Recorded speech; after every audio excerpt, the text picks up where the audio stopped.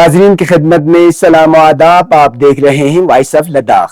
آج سنیچر ہے دسمبر کی 30 اور جمادی الثانی کی 16 تاریخ. آج کی تازہ ترین خبروں کے ساتھ میں سعید ہاشم رضوی حاضر خدمت ہوں.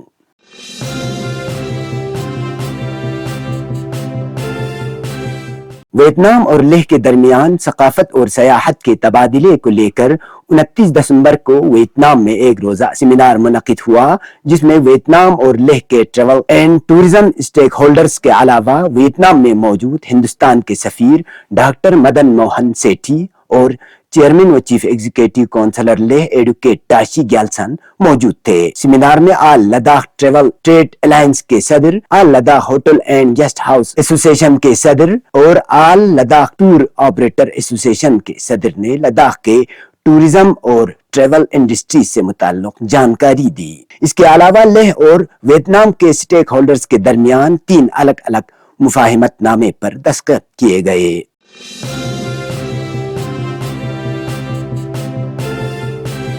محکمہ سیاحت یو ٹی لداخ کے ڈائریکٹر کنجز آمو نے کرگل ضلع کے مختلف مقامات کا معائنہ کیا، جن میں ڈائریکٹر کے رہائش quarter, tourist facilitation centre Kargil, aero base station Kargil اور بلبل باغ میں شیر باغ تک کے دریا کے کنارے شامل ہیں. ٹی ایف سی کرگل کے دورے کے دوران ڈائریکٹر کو ٹی ایف سی کی عمارت میں کمروں سمیت 20 وی آئی پی کمروں کی تعمیر کے بارے میں جاری پیش رفت پر بریفنگ دی گئی.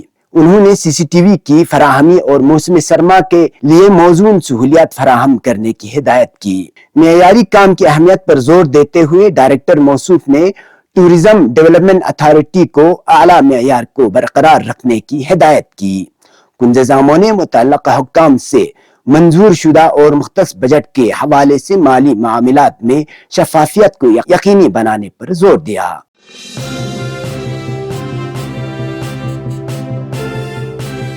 Sports authority of India Kargil کے طالب علم ولایت علی نے اکولا مہاراشٹر میں 67ویں سکول نیشنل باکسنگ چیمپئن شپ میں انڈر 17 66 کے جی زمرے کے تحت یو ٹی لداخ کی نمائندگی کرتے ہوئے چاندی کا تمغہ حاصل کیا. مزید تفصیلات جاننے کے لیے ہم نے ان کے کوچ غلام مصطفیٰ سے ٹیلی فون پر رابطہ کیا، جس پر انہوں نے یوں کہا. سر ولایت علی جو سر ہمارا ایک اسٹوڈنٹ ہے سر، یہ sports authority of India Kargil کا سر، یہ ابھی ریسنٹلی 67 اسکول نیشنل گیمز میں پارٹیسپیشن کے لیے اکولا مہاراشٹر گیا ہوا تھا سر. جی، جس اکولا مہاراشٹر میں پارٹیسپیشن کے لیے گیا ہوا تھا یو ٹی لداخ کو ریپرزینٹ کرنے کے لیے، جس میں انہوں نے سر یو ٹی لداخ کے لیے سلور میڈل حاصل کیا ہے سر. ان کا پہلا مقابلہ سب سے پہلے سر پری کوارٹر فائنل جو ہے آئی پی ایس سی ہوا سر. جی جی. سیکنڈ پری کوارٹر فائنل جو ہے ان کا سی بی ایس سی سے ہوا، اور پھر اس کے بعد وہ دو میچ جیتنے کے بعد وہ کوارٹر فائنل کے لیے کوالیفائی ہوا. کوارٹر فائنل میں انہوں نے ہماچل پردیش کو ہرایا سر. ہماچل پردیش کو ہرانے کے بعد ان کا سیمی فائنل میں اپنا مقام بنا لیا سر. سیمی فائنل میں ان کا مقابلہ مدھیہ پردیش ایم پی سے ہوا سر، جس میں انہوں نے مدھیہ پردیش کو ہرا کے فائنل میں اپنے لیے ایک جگہ بنایا سر. فائنل میں ان کا دلی سے مقابلہ ہوا، لیکن انفارچونیٹلی دلی سے وہ ہار گئے سر. پھر ہمیں یو ٹی لداخ کو جو ہے سلور میڈل سے ہمیں اسی پہ سنتوش کرنا پڑا. تو یو ٹی لداخ کے یہ واحد مطلب کھلاڑی تھا کہ اور بھی تھے؟ ہاں، یو ٹی لداخ سے پورا باکسنگ کے کافی بچے گئے ہوئے تھے سر، جس میں ہمارے ایک ہی میڈل آیا سر اسی کا. جی. باقی بچوں نے بھی اچھا ریپرزینٹ کیا سر، بہت اچھا مطلب وہاں پہ اپنا دکھایا سر. انہوں نے باکسنگ میں سبھی بچے اچھے کھیلے سر، لیکن اب ہار جیت تو ہوتے رہتے گیم میں، ایک کو تو ہارنا ایک کو جیتنا ہی سر. ضرور.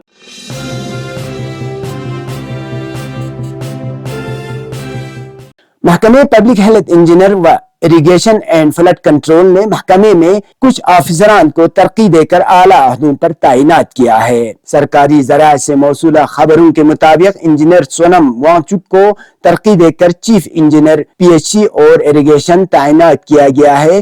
انجینئر محمد علی و انجینئر محمد عباس کو ترقی دے کر ایس ای تعینات کی ہے، جبکہ انجینئر مرتضی حیدر علی خان، انجینئر کوثر جبین، انجینئر فرمان علی، انجینئر منظور حسین اور انجینئر غلام حسین کو ترقی دے کر ایگزیکٹو انجینئر کے عہدوں پر تعینات کیے گئے ہیں.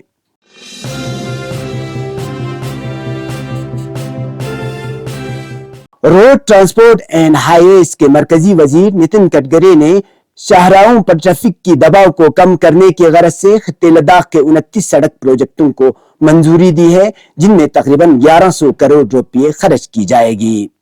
मरकजी वजीर ने कहा कि रकबे के लिहाज से ये मुल्क का सबसे बड़ा यूटी और आबादी के लिहाज से सबसे कम आबादी वाली दूसरी यूनियन टेरिटरी है, जो मंजूर शुदा इक़दामात के जरिए दूर दराज के देहातों से बेहतर राबिता का मुशाहिदा करेगा।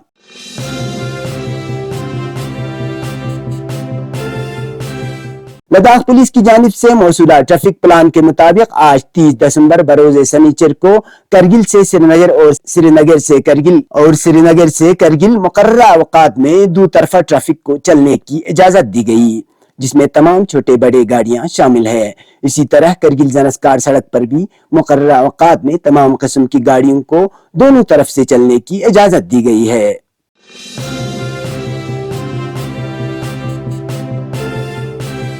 गुज़श्ता 24 घंटों के दौरान करगिल में दर्जे हरारत -8.4 डिग्री सेंटीग्रेड दर्ज किया गया है। इसी तरह लेह जिले में दर्जे हरारत -9.8 डिग्री सेंटीग्रेड, जनस्कार में कम से कम -13.1 डिग्री सेंटीग्रेड और द्रास में दर्जे हरारत -10 सेंटीग्रेड रिकॉर्ड किया गया है।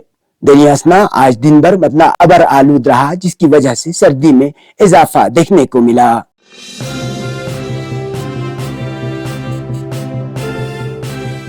अब पेश है कौमी और बैन अल-अक़वामी खबरें। मुल्क के राजधानी में इन दिनों शदीद धुंध और कोहरे की वजह से ट्रैफिक एडवाइजरी जारी की है, जिसमें मुसाफिरों से कहा गया है कि वो अपनी मंजिल तक पहुंचने और धुंध की वजह से नाखुशगवार वाक़ात को रोकने के लिए मुहतात रहें।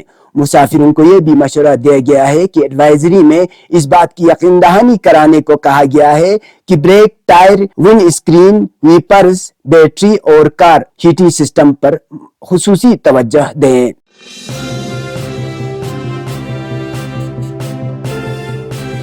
दुनिया की आबादी इस साल 75 मिलियन बढ़ी है। अमेरिका के मरदमशुमारी ब्यूरो का कहना है कि 2023 में दुनिया की आबादी में 75 मिलियन अफराद का इजाफा हुआ है और शरह नमू 95% रही है। सालाना के रोज दुनिया के मजमूई आबादी 8 अरब से भी ज्यादा हो चुकी होगी। अमेरिका के मरदमशुमारी ब्यूरो ने जुमेरात के रोज जो नए आदाद शुमार जारी किए हैं, इसमें कहा गया है कि 2023 के दौरान दुनिया की आबादी में 75 मिलियन अफराद का इजाफा हुआ है। इसके मुताबिक नए साल के पहले दिन दुनिया की मजमूई आबादी 8 अरब से भी ज्यादा अफराद पर मुश्तमिल होगी। 1 जनवरी 2024 को दुनिया की मुतवक्का आबादी 8 अरब 1,95,74,198 होने का इम्कान है। 2023 के पहले दिन के मुकाबले में इसमें 95% की शरह से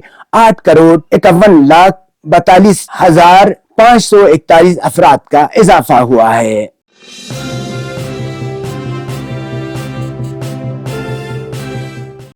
ईरान के वजीर खारिजा हुसैन अमीर इलाहियान ने कहा है कि हमास ने इस्लामी जमहूरिया ईरान को मुतला किया है कि हमास के पास गजा की पट्टी में इसराइल के साथ महाज आराई जारी रखने का काफी सलाहियत है। अमीर इलाहियान ने जुमेरात के रोज मुकद्दस शहर क़ुम में कहा कि गजा की जंग को 80 दिन से ज्यादा का अरसा गुजर चुका है, लेकिन सुन्नी हुकूमत को कुछ हासिल नहीं हुआ है। वजीर खारिजा ने कहा कि हमास के कमांडरों के मुताबिक अब तक सिर्फ 14% मज़ाहमती सलाहियत को नुकसान पहुंचा है।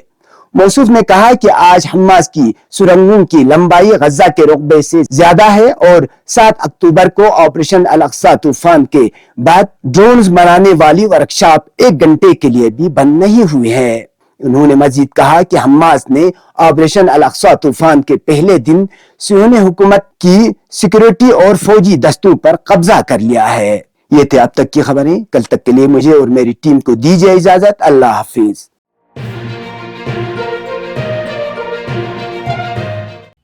मकामी, कौमी और बैनुल-अक़वामी खबरों से बाखबर रहने के लिए चैनल को लाइक, शेयर और सब्सक्राइब करें।